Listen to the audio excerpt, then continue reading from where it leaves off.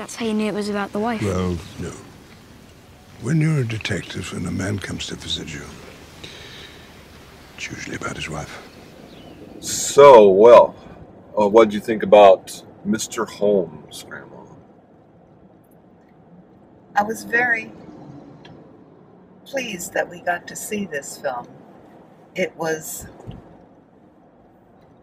a prime example, I think, of why Ian McKellen is such a well-respected actor.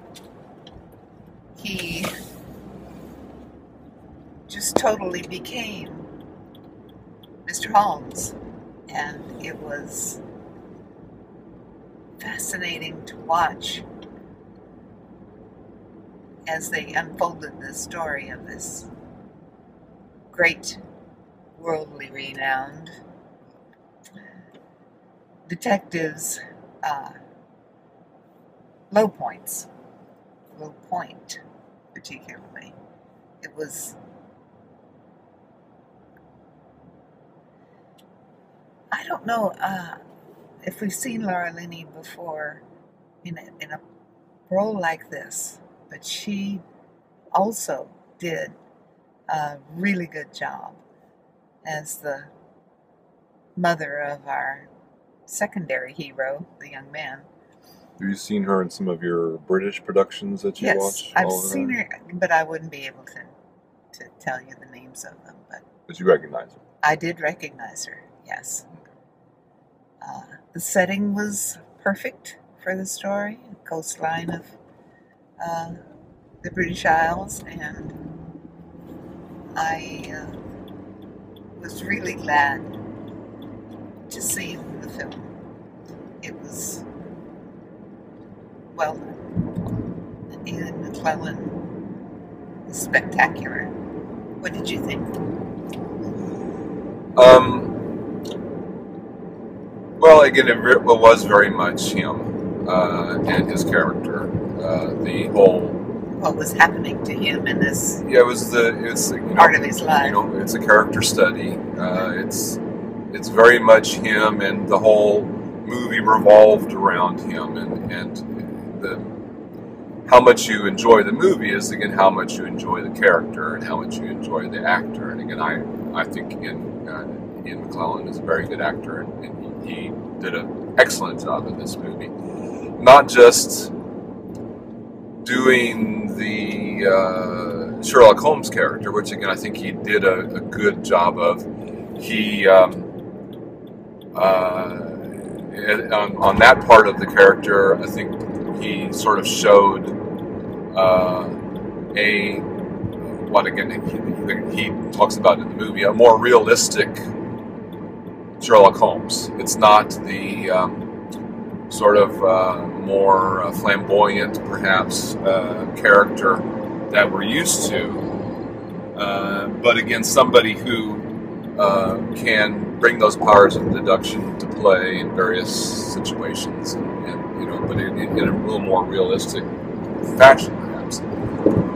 The other part of the character was again a man growing old, not necessarily Sherlock Holmes, but a man growing old, and a man becoming more forgetful, becoming more frail, becoming melancholy about the past and the future and everything. And so again, those aspects all brought together in one character. Again, I think he did a very good job. And again, the writers gave him a lot to work with. I mean, the character Sherlock Holmes' whole persona was his extreme intelligence, right, and his use of logic, and how frightening losing those abilities would be for a man like Sherlock Holmes. Right. I mean, the approaching senility, the forgetfulness, the little book he had to keep with his the things he forgot. Right. His trying these different things that he had heard would help. Right. For someone like Sherlock Holmes, losing the abilities that had made him who he was, right, his entire life would be extremely frightening. It's frightening for all people as they grow older. And for someone like Sherlock Holmes, how do you deal with that? I thought that was very, very well done by the movie makers. Because here we have the most famous detective in the world, and he's losing his abilities. How would that affect him? Well, they showed that quite clearly. I was also, I kind of fell in love with the young man. You know, the boy who was such an admirer of Mr. Holmes, and he never actually lost that admiration of his hero, Sherlock Holmes. Although the cracks in Mr. Holmes' abilities were very clear to the boy. He could see what was happening. And the relationship between the two of them, the old Sherlock Holmes and the budding, perhaps young Sherlock Holmes. The story writers did a really good job with that too, I thought. Well, the other part, again, the focus I think really was on the character, but the other part of the movie that was sort of interesting was how they.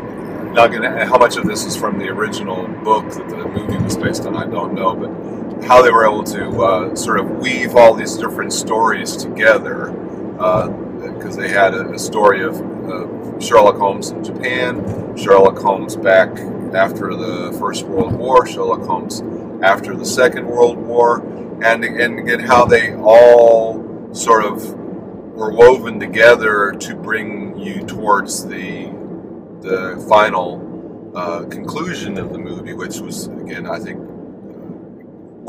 it was very satisfying the way it sort of all wound up there. You sort of wondered after a while how they were going to bring all this together, because they had all these different stories they were trying to fit, and I think again they did quite a good job.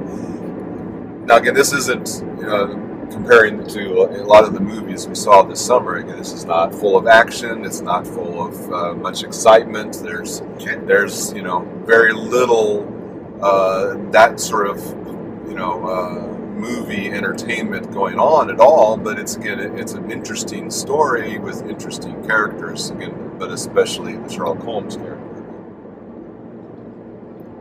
Well, the writer of the story, I think.